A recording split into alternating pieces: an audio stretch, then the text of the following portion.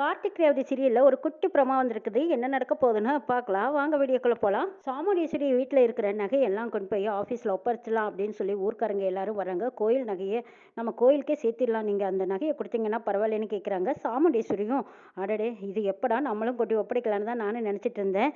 மேல் மாடியில் ரூமில் தான் இருக்குது. நான் பத்திரமா வச்சுருக்கேன். அதை எடுத்துகிட்டு வரேன் தரேன் அப்படின்னு சொல்லி சாமுண்டீஸ்வரி அந்த 2 பானையில் இருக்கிற நகையும் எடுத்துகிட்டு வந்து தர சொல்கிறாங்க. ஊர்க்காரங்களும் சாமுண்டீஸ்வரி கொடுத்துட்டாங்கன்னு சொல்லிட்டு அதை கொண்டு போய் வைக்கிறாங்க. முன்னாடி பஞ்சாயத்துல வைக்கிறாங்க. அப்போ முத்துவேல் சொல்றாங்க, ஆமா இது அப்படியே நீங்க கோயிலுக்கு கொண்டு போறதை விட அதை முதல்ல செக் பண்ணி பாருங்கன்னு சொல்றாங்க. இதை கேட்ட அத்தனை பேருமே ஆமாமா நம்ம நகையை பார்த்துட்டு தான் கொண்டு போய் ஒப்படைக்கணும்னு சொல்லும்போது அப்போ நகையை திருப்பி பார்க்குறாங்க. அங்கே பார்த்தா வெறும் கல்லா இருக்குது. செங்கல்லும் கல்லுமா போட்டு வச்சிருக்கீங்களே, என்னம்மா சாமுண்டீஸ்வரி இது என்ன நினைச்சிட்டு இருக்கீங்க? நகையை பூரா எடுத்து வச்சுக்கிட்டு வெறும் கல்லை கொடுத்து ஏமாத்தலான்னு பார்க்குறீங்களா?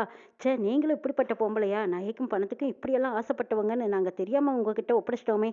இந்த நகையை எல்லாரும் பங்கி வச்சுக்கலான்னு கேட்டபோது கூட நீங்கள் ஏதோ நியாயம் தர்மம் பேசுனீங்க. இதை கொண்டு போய் சேர்த்த வேண்டிய இடத்துல சேர்த்தணும். இது பூமிக்கு கீழே இருக்கிற சொத்து, அரசாங்கத்துக்கு சேரணும்னெல்லாம் ரூல்ஸ் பேசிக்கிட்டு இருந்தீங்க. இவ்வளவு சட்டம் பேசின நீங்களே இவ்வளவு திருட்டு வேலை பார்க்கலாமா அப்படின்னு சாமுண்டீஸ்வரியை ஊருக்கு முன்னாடி எல்லாரும் முன்னாடியும் திட்டிக்கிட்டு இருக்காங்க. இதையெல்லாம் கேட்ட சாமுண்டீஸ்வரி காதை பொத்திக்கிட்டு சத்தம் போடுறாங்க. போதை நிறுத்துங்க. என்னை யாரும் நினைச்சிங்க? எதுக்காக என்னை பற்றி இப்படி இல்லாதும் பொல்லாதும் தப்பு தவறாக பேசிக்கிட்டு இருக்கீங்க? நகை அப்போ தடவை எல்லாத்தோட நகையும் போயிடுச்சேன்னு என் சொத்தையே விற்று உங்களுக்கு எல்லாத்துக்கும் செட்டில்மெண்ட் பண்ணலான்னு ஆசைப்பட்டேன். அது மட்டுமா, இந்த ஊருக்காக நான் எத்தனையோ செஞ்சுருக்கேன். என்னோட நிலத்தையெல்லாம் கூட நான் கோயிலுக்காக எழுதி வச்சுருக்கேன், பள்ளிக்கூடத்துக்கு எழுதி வச்சுருக்கேன், இன்னும் எத்தனையோ தான தர்மங்களும் பண்ணியிருக்கேன். அப்படிப்பட்ட நான் போய் இந்த நகைக்கு ஆசைப்படுவேனா? ஆசைப்பட்டு எடுத்து வச்சுக்கிட்டு தான் இப்படி வாய்க்கூசாமல் போய் பேசுகிறீங்களாங்கிறாங்க. அதில் ஒருத்தர் ஆமாம்மா உங்கள் அம்மா காலத்தில் உங்கள் அம்மாவும் சாமி நகையை திருடினாங்க. இப்போ நீங்களும் அந்த புத்தியோடு இருக்க மாட்டீங்கன்னு என்ன நிச்சயம்? இப்போ உண்மை அதுதானே. இப்போ நகை எங்கே? நகை இல்லாத இப்போ வெறும் கல் மண் இருக்குன்னா அது எப்படி காணாமல் போகும்? உங்கள் வீட்டில் நீங்கள் தானே பாதுகாப்பாக வச்சுருக்கிறதா கொண்டு போனீங்க. இப்போ நகை எங்கே அப்படின்னு கேட்குறாங்க. இந்த நகை தானே வேணும். நான் 2 நாளையில் எப்படியாவது இந்த நகை எங்கே போச்சு என்ன ஆச்சுன்னு நான் தெரிஞ்சுக்கிட்டு அதுக்கப்புறம் நகையை கொண்டு வந்து சேர்த்துறேன். அப்புறம் பேசுங்க நீங்கங்கிறாங்க. என்னதான் பேச்சு பேசினாலும் தாய் புத்தி பிள்ளைக்கு இருக்கத்தானே செய்யும் அப்படின்னு ரொம்பவே கோவப்படுற மாதிரி பேசிக்கிட்டு இருக்காங்க. இதையெல்லாம் கேட்ட சாமுண்டீஸ்வரி அப்படியே எரிச்சலோடு இருக்காங்க. அந்த இடத்துக்கு சந்திரா வந்து என்ன நினச்சிட்டு இருக்கீங்க? எங்கள் அக்காவை பற்றி ஏன் இப்படி தப்பு தப்பாக பேசுகிறீங்க? எங்கள் அக்கா யார் எப்படிப்பட்டவோ உங்களுக்கு தெரியுமல்ல.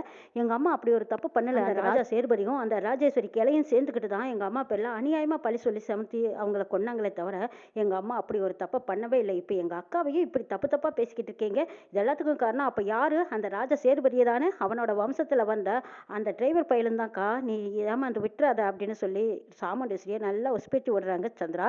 இதையெல்லாம் கேட்ட சாமுண்டீஸ்வரிக்கு காட்டு மேலேயும் கோபம் வருது. ஆதி காலத்தில் அப்பா அம்மா பேரில் தப்பு சொன்னாங்க, பழி சொன்னாங்க. அந்த பாவ பழி தான் இப்போ நம்மளையும் வந்து சேர்ந்துருக்கு. இதுக்கு காரணம் அந்த டிரைவர் பையலும் அவன் குடும்பம் தான். ரத்த சம்மந்தப்பட்ட உறவுகளால் தான் நம்ம மறுபடியும் மறுபடியும் அசிங்கப்படுறோம். இப்போவாது புரிஞ்சுக்கோ. அந்த டிரைவர் பையன் நம்ம வீட்டில் இருக்க வரைக்கும் இப்படியெல்லாம் பிரச்சனை நடக்கத்தாக்கா செய்யும். அநேகமாக எனக்கு என்னமோ சந்தேகமாக இருக்குது. அந்த டிரைவர் பையன் தான் அந்த நகையெல்லாம் எடுத்து வச்சிருப்பான். உன்னைய ஊருக்கு முன்னாடி அசிங்கப்படுத்தணும்னு நினச்சிக்கிட்டு தான் இப்படியெல்லாம் ஒரு காரியத்தை பண்ணியிருக்காங்க்கா. நீ விட்டுறாத அப்படின்னு சொல்லி சந்திரா ஏற்றி விடுறாங்க. சாமுண்டீஸ்வரியும் இன்னும் 2 நாளையில் உங்களுக்கு நகையை கொண்டு வந்து சேர்த்துறேன் அப்படின்னு சொல்லிட்டு அங்கேருந்து வீட்டுக்கு போகிறாங்க. வீட்டுக்கு போனால் ராஜராஜன் எல்லாருமா சேர்ந்து என்ன சாமுண்டீஸ்வரி ஏன் இப்படி கோவமாக வர? நகையை தான் கொடுத்துட்டோமல்ல, நகையை ஒப்படைச்சாச்சு, பத்திரமா பாதுகாப்பாக வச்சிருந்து தானே கொடுத்துருக்கோம். அப்படி இருக்கும்போது நீ ஏன் இவ்வளோ கோவமாக வந்திருக்க? காரணம் என்னென்ன? ராஜராஜன் கேட்கும்போது சாமுண்டீஸ்வரி சொல்கிறாங்க, நான் வச்சிருந்த நகையெல்லாம் வெறும் கல்லாக மாறிடுச்சு.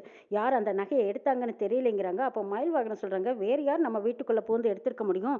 வீட்டுக்குள்ளேயே தான் ஏதோ ஒரு கள்ளத்தனமான வேலை நடந்திருக்காது. என்னங்கிறத நம்ம கண்டுபிடிக்கலாம். நம்ம வீட்டில் தான் கேமரா இருக்குல்ல, சிசிடிவி கேமராவை செக் பண்ணி பார்த்தா தெரிஞ்சு போயிருதுங்கிறாங்க மயில்வாகனம். அப்போ சந்திரா மனசுக்குள்ளே நினைக்கிறாங்க, செக் பண்ணுங்கடா, பண்ணுங்க பண்ணுங்க. அங்கே நகை எடுக்கும்போது தான் நான் தான் ஆஃப் பண்ணி வச்சுட்டு தானே எடுத்தேன். நீங்கள்லாம் எப்படி இருந்தாலும் கண்டுபிடிப்பீங்கன்னு எனக்கு தெரியும். அதனால நான் என்ன முட்டாளா? முட்டாள்தனமாக யோசிக்கிறதுக்கு நான் யாரை நினச்சேன் அப்படின்னு சந்திரா மனசுக்குள்ளே நினைக்கிறாங்க. மயில்வாகனம் சந்திராவை ஒரு மாதிரியாக பார்க்குறாங்க. இவங்களை தவிர வேறு யாரும் அந்த நகையை எடுத்திருக்க முடியாது. சகல அந்த நகை எங்கே போச்சுன்னு நம்ம எப்படி கண்டுபிடிக்கிறதுன்னு கேட்குறாங்க மயில்வாகனம். அப்போ கார்த்தி சொல்கிறாங்க, ஒன்றும் பிரச்சனை இல்லை, அது எங்கே போச்சு என்ன ஆச்சுன்னு நான் கண்டுபிடிக்கிறேன் அப்படின்னு சொல்லிட்டு கார்த்தியே முதல்ல போய் அந்த சிசிடிவி கேமராவை செக் பண்ணி பார்க்குறாங்க. கரெக்டாக எல்லா நேரமும் அது ஆனில் இருந்திருக்கு. நகை திருட்டு போகிற நேரம் மட்டும் ஆஃப் பண்ணி வச்சுருந்துருக்காங்க. ஆனால் கார்த்திக்கு குழப்பமாக இருக்குது. இப்போ எப்படி நம்ம நகையை கண்டுபிடிக்கிறது? கரெக்டான நேரத்தில் இப்படி சிசிடிவி கேமராவை ஆஃப் பண்ணி வச்சுட்டாங்க. ஆனால் வீட்டுக்குள்ளே இருக்கிறவங்க தான் திருடியிருக்காங்க. மற்றபடி வெளியிலேருந்து ஆள் வர்றதுக்கு சான்ஸே இல்லை அப்படின்னு நினச்ச கார்த்தி சந்திராவை பார்க்குறாங்க. சந்திரா கிட்ட வந்து கேட்குறாங்க, உண்மையை சொல்லுங்கள், உங்களை தவிர வேறு யாரும் அந்த ரூமுக்கு போக முடியாது, சாவியும் உங்ககிட்ட தான் இருக்குன்னு சொல்லிக்கிட்டு இருக்கும்போது, பாட்டியாக்கா இவன் என்ன வேலை பண்ணுறான்னு, ஏக்கா வீட்டில் சாவி இருக்குது, இது தெரிஞ்சு அவனே எல்லாமே எடுத்துக்கிட்டு திருடி எடுத்து வச்சுட்டு திரும்ப என் பேரில் பழி சொல்கிறான். உனக்கு எனக்கு சண்டை போட்டுடணுன்னே நினச்சிட்டு இருக்காங்க்கா. அக்கா உண்மையை சொல்கிறேன், உனக்காகத்தான் நான் இந்த வீட்டில் எல்லாமே பொறுத்துக்கிட்டு அமைதியாக இருக்கேன். உனக்கு ஒரு கெட்ட பேர்னா அது எனக்கு வந்த மாதிரி தான். இப்போ அம்மாவுக்கு கேவலமான பேர் சொல்லி ஊருக்குள்ளே எல்லாரும் நம்மளை ஒதுக்கி வச்ச மாதிரி பேசுனாங்க பார்த்தியா? அப்போ என் மனசு என்ன வலி வலிச்சது தெரியுமாக்கா? இன்னைக்கு நீ தான் வேணும்னு சொல்லி உன் பேரை காப்பாற்றணுங்கிறதுக்காகத்தான் நான் உன் பின்னாடியே சுற்றிக்கிட்டு தெரியுறா. அது தெரிஞ்சிருந்தும் இப்படி இவன் பாரு நேற்று வந்தவ என்னை பற்றி தப்பு தப்பாக பேசுகிறான். இவனை வீட்டை விட்டு வெளியே போக சொல்லி அப்பவும் போக மாட்டேன்னு இவன் இருக்கானா? இந்த மாதிரி சொத்துக்கு ஆசைப்பட்டுதாங்க்கா இந்த சொத்தை எடுத்துக்கிட்டதும் இல்லாமல் இப்போ என் பேரில் பழைய சொல்கிறான். நகை இவன் தான் எடுத்துருக்கணும்க்கா. இவனை தவிர வேற எங்கேயும் நகை போக வாய்ப்பே இல்லைங்கிறாங்க சந்திரா. நகையை எப்படி கண்டுபிடிச்சு கொண்டு வந்து சேர்த்தணும்னு எனக்கு தெரியும். ஆனால் நகையை எடுத்தவங்களையும் என்னால் காட்டி கொடுக்க முடியுங்கிறாங்க கார்த்தி. அப்போ சந்திரா மனசுக்குள்ளே அப்படியே படபடன்னு அடிக்குது. என்னது, நகையை எடுத்தவங்களையும் காட்டி கொடுத்துருவானா? அப்போ எனக்கே தெரியாமல் அந்த வீட்டுக்குள்ளே ஏதாவது கேமரா வச்சுருக்கானா? அச்சோ, இது தெரியாமல் நம்ம போய் தொட்டுட்டோமோ அப்படின்னு நினச்சாலும், இல்லை நம்ம தான் எல்லாமே ஆஃப் பண்ணி வச்சுட்டு தானே நம்ம நகையை எடுத்தோம். அப்படி இருக்கும்போது இவனுக்கு தெரிய வாய்ப்பே இல்லைன்னு நினச்சிட்டு இருக்காங்க. ஆனாலும் கார்த்தி ஒரு வழி பண்ணுறாங்க. அதாவது நம்ம வீட்டுக்கு பின்னாடி எப்படியோ அந்த நகை வெளியே போயிருக்கா சான்ஸ் இருக்குது. நம்ம வீட்டில் இருக்கிற கேமராவை ஆஃப் பண்ணி வச்சாலும் பக்கத்து வீட்டில் இருக்கிற கேமரா ஓடிக்கிட்டு தானே இருக்குது. அங்கே போய் நான் உண்மையை கண்டுபிடிச்சு கொண்டு வந்து உங்ககிட்ட நிரூபிக்கிறேன் அப்படின்னு சொல்லிட்டு கார்த்தி போகிறாங்க. அப்போ சந்திரா நினைக்கிறாங்க, ஐயோ மண்டை மேலே இருக்கிற கொண்டையை மறந்துட்டுமே. வீட்டுக்குள்ளே இருந்து நகையை எடுத்துகிட்டு போய் நான் முத்துவேல் மாமா கிட்ட கொடுத்தேன். முத்துவேலும் சிவனாண்டியும் வந்து அதை வாங்கிக்கிட்டு போனாங்க. அப்போது வெளியில் இருந்து அந்த கேமரா மூலமாக பார்த்தாங்கன்னா நான் கொடுக்குறதையும் அவைய வாங்கி காரில் வைக்கிறதையும் தெரிஞ்சு போயிடுமே. இப்போ என்ன செய்யறது? அக்கா கறிக்கு இந்த விஷயம் தெரிஞ்சால் நிச்சயமாக என் கழுத்தையே நெரிச்சிடுவா. எப்படி தப்பிக்கிறதுன்னு தெரியலையே அப்படின்னு நினச்சிட்டு இருக்காங்க சந்திரா. சந்திரா பதட்டப்படுறத பார்த்துட்டு மயில் வாகனம் கிண்டல் அடிக்கிறாங்க. என்ன சின்னத்தை கையும் களவுமா மாட்டிக்குவேன்னு கை காலெல்லாம் நடுங்கும் போல இருக்குங்கிறாங்க. டே போது நிறுத்துவோம், வேலை என்னமோ அதை மட்டும் பார்த்துக்கிட்டு இருங்கிறாங்க. என் வேலையை நான் பார்த்துக்கிட்டு தான் இருக்கேன், என்ன செய்யறது? அப்பப்போ நீங்கள் தான் வம்பு பண்ணிகிட்டே இருக்கீங்க, வம்பு இழுத்து விட்டுக்கிட்டே இருக்கீங்க, ஏதாவது ஒரு பிரச்சனையை கிளறி விட்டுக்கிட்டே இருக்கீங்க, என்ன செய்யறது?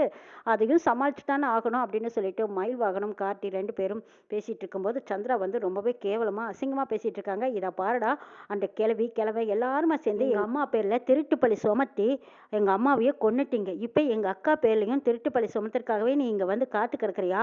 டேய் உன்னைய நான் சும்மா விட மாட்டேன். அந்த கிழவன் கிழவி உங்கள் அம்மா எல்லாத்துக்குமே அந்த திருட்டு பற்றி இருக்குது. எங்கள் பேரில் பழிய சொல்லி எங்கள் அம்மாவையே எங்ககிட்ட இருந்து நிரந்தரமாக பிரிச்சுட்டிங்களடா. நான் சும்மா விட மாட்டேன்டா. இதுதான் எனக்கு நல்ல சான்ஸ். இதை வச்சே உனக்கு எப்படி எங்கள் அக்கா வாயாலேயே விரட்டி அடிக்க போகிறேன் பாரு. எங்கள் அக்காலே உன்னை ஓட ஓட விரட்ட போகிறா பாருன்னு சொல்லிக்கிட்டு இருக்காங்க சந்திரா. இது எல்லாம் கேட்ட மயில் வாகனம் கார்த்திகும், சரிங்க நாங்கள் போகிறோமா இல்லை நீங்கள் போகிறீங்களாங்கிறத பார்க்கலாம். இதோ பக்கத்து வீட்டில் சிசிடிவி கேமரா ஓடிட்டு தான் இருக்குது. அங்கே போய் நான் யார் எந்த நகையை திருடிக்கிட்டு போனாங்கிறத நான் கண்டுபிடிச்சு கொண்டு வந்து நிரூபிக்கிறேங்கிறாங்க கார்த்தி. என்னடா அது, இவனை எப்படி பேசினாலும் இவன் மடங்கவே மாட்டேங்கிறானே, எதுக்கும் பயப்படாதையே நிற்கிறான்.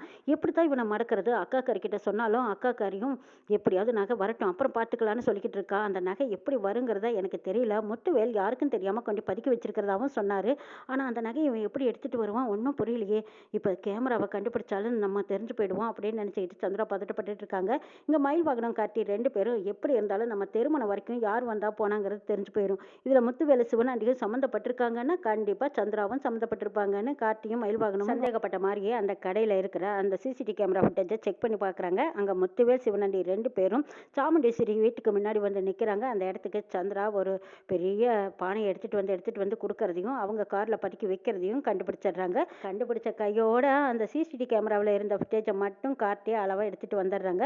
வந்ததுக்கப்புறம் அதை சந்திரா கிட்ட போட்டு பார்க்குறாங்க. சந்திரா பயத்தில் நடுங்கிட்டு இருக்காங்க. ஐயோ இந்த விஷயம் அக்கா காரிக்கு தெரிஞ்சது நீ சும்மாவே விடமாட்டா. பஞ்சாயத்தில் கொண்டு போய் நிறுத்தி வச்சு அவளை எல்லார் முன்னாடியும் அசிங்கப்படுத்தி கூட்டிகிட்டு வந்திருக்கோம். சும்மா விட்டுருவாளா என்ன? இதுக்கு நான் தான் காரணம்னு தெரிஞ்சது என்ன அருவாளால் எடுத்து வெட்டி கொன்னே போட்டுருவா. நான் இப்போ என்ன செய்யட்டும் அப்படின்னு நினச்சிட்டு இருக்காங்க சந்திரா. இந்த பக்கம் கார்த்தி, என்னங்க இப்போவும் நீங்கள் நம்ப மாட்டீங்களா? கடைசியாக உங்களுக்கு ஒரு வாய்ப்பு கொடுக்குறேன். நீங்கள் போய் உங்கள் புருஷன் கூட பொழைச்சிக்கோங்க. இந்த நகையை ஏதாவது ஒரு வழி சொல்லி நான் வேணா கொண்டு வந்து அத்தை கிட்ட சேர்த்துடுறேன் அப்படின்னு சொல்லி பார்க்குறாங்க கார்த்தி. டேய் உன் பேச்சை என்னடா நான் கேட்கணும்னு இருக்குது? எனக்கு அதுக்கெல்லாம் அவசியமே கிடையாது. உன் வேலை என்னமோ அதை பார்த்துட்டு போ. உன்னை முதல்ல வீட்டை விட்டு வெளியே விரட்டாமல் நான் ஓய மாட்டேன்டாங்கிறாங்க சந்திரா. ஓ இப்போவும் சவால் தான் விடுறீங்களா அப்படின்னு மயில் வாகனம் கேட்குறாங்க. இங்கே நடக்கிற பிரச்சனையெல்லாம் பார்த்துக்கிட்டு இருக்கிறாங்க பரமேஸ்வரி பாட்டி. கார்த்திகிட்ட வந்து என்ன ஏதுன்னு விவரம் கேட்குறாங்க. இந்த நகையெல்லாம் காணாமல் போச்சுங்கிறாங்க. பரமேஸ்வரி அம்மாவும் பழசை நினச்சி பார்க்குறாங்க. என் புருஷன் கூட சொல்லியிருக்காரு, அந்த ஈஸ்வரியோட அம்மா நகையை திருட்டு போயிடுச்சுன்னு சொல்லிட்டு ராஜா சேதுபதி ஐயா ஏதோ கேள்வி கேட்டதுனால தான் அந்த அம்மா ரோஷம் தாங்க முடியாமல் செத்ததாகவும் சொன்னாங்க. ஆனால் அவங்க சாவில் தான் மர்மம் இருக்கே. அந்த முத்துவேல் தானே அந்த அம்மா குடித்த காப்பியில் விஷத்தை கலந்து கொடுத்துட்டாங்க. அது தெரியாமல் அவங்களும் போய் ராஜா சேதுபதி ஐயா கிட்ட பேசிகிட்டு இருக்க அப்படியே சரிஞ்சு விழுந்து இறந்துட்டாங்க. ஆனால் அவங்க பிள்ளைங்க அவங்கள தப்பாக நினச்சிக்கிட்டு அம்மா செத்ததுக்கு காரணம் அந்த ராஜா சேதுபதியும் பரமேஸ்வரி கிழவியும் தான் காரணம்னு சொல்லி இவங்க இன்னமும் தப்பா நினைச்சுக்கிட்டு 2 குடும்பமும் போக்குவரத்து இல்லைன்னு சொல்றாங்க. அதே மாதிரி எல்லாம் இந்த கதையும் இருக்கு அப்படின்னு பரமேஸ்வரி பாட்டி நினைச்சிட்டு இருக்காங்க. அந்த அம்மாவை பார்த்து என்னம்மா என்ன யோசிக்கிறீங்கங்கிறாங்க. இல்லப்பா இதே மாதிரி ஒரு பழைய கதை ஒன்று நடந்தது, அதை நினைச்சு பார்த்தேங்கிறாங்க. அப்படியா? அது ஒரு சில வீடுகளில் இப்படியெல்லாம் பிரச்சனை இருக்கத்தான் செய்யும். என்ன செய்யறதுங்க, எங்க அக்கா தங்கச்சியை ஒருத்தருக்கு ஒருத்தர் புரிஞ்சுக்காம இப்படியே அக்காவை பழி வாங்கணுங்கிறதுக்காக தங்கச்சி துன்பட்டுக்கிட்டு நிற்கிறாங்க. இவங்களுக்கு நாங்கள் நிறைய தடவை புத்தி சொல்லி பார்த்துட்டோம், ஆனால் இவங்க கேட்குற மாதிரி தெரியல. எதிராளிகள் கூட்டணியில் சேர்ந்துக்கிட்டு இப்படி நம்ம அத்தையை பழி வாங்கிக்கிட்டு இருக்காங்க. நாங்கள் என்ன செய்யறதுங்கிறாங்க மயில் வாகனம். இதை கேட்டு அந்த பரமேஸ்வரி பாட்டியும் என்னப்பா செய்யறது, இப்படியும் சில விரோதிகள் வீட்டில் இருக்கத்தான் செய்கிறாங்க. ஏன் புருஷன் கூட உண்மையை சொல்லிடணும்னு பல வருஷமா மூடி வச்சிருந்த உண்மையை சொல்லலான்னு வரும்போது அப்போ எதிராளிங்க யாரோ பார்த்து சுட்டு கொன்னுட்டாங்க. எனக்கு என் புருஷன் போயிட்டான், உண்மையும் அவரோட மறைஞ்சிருச்சு. ஆனால் அவர் கொடுத்த ஒரு ஆதாரம் தான் என்கிட்ட இருக்கு. அந்த ஆதாரத்தை உரியவங்க கிட்ட சேர்த்தணும்னு நானா துடியா துடிக்கிறேன். இவ்வளவு நாளாக நானும் தேடிக்கிட்டு இருந்தேன்ப்பா. அந்த செத்து போன அந்த அம்மா பொண்ணுங்களை என்னால் பார்க்கவும் முடியல, உண்மையை வெளியே சொல்லவும் முடியல. மனசுக்குள்ளேயே போட்டு புழுங்கிட்டே இருக்கேன்னு சொல்றாங்க.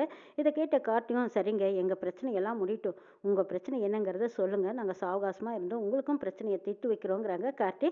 இதை கேட்ட அந்த அம்மா கையெடுத்து கும்பிட்றாங்க. தம்பி உன்னை பார்க்க என் மகனாட்டு இருக்கு, இருந்தாலும் நீ என்னோட பிரச்சனையை தீர்த்து வைப்பீங்கிற நம்பிக்கை எனக்கு இருக்கு. ஐயப்பா எனக்கு எந்த கவலையும் கிடையாது. சிவகாமி அம்மா இறப்புல சந்தேகம் இருக்கிறதுனால இத்தனை வருஷமா அந்த 2 குடும்பமும் பிரிஞ்சு கிடக்கிறதா என் புருஷன் சொன்னாரு. அந்த ஆதாரத்தை கொண்டு போய் கொடுத்தா தான் அந்த 2 குடும்பமும் ஒன்று சேரும். நீ எப்படியாவது கொண்டு சேர்த்துன்னு என்கிட்ட சத்தியம் வேற வாங்கிட்டு அவர் இறந்துட்டாரு. அந்த குடும்பத்தில் இருக்கிறவங்க பேர் கூட எனக்கு தெரியாது. எப்படியாவது உண்மையை சொல்லி 2 குடும்பத்தையும் சேர்த்து வைக்கணும்னு கார்த்திகிட்ட சொல்றாங்க. என்ன நடக்குது நாளை பார்க்கலாம்.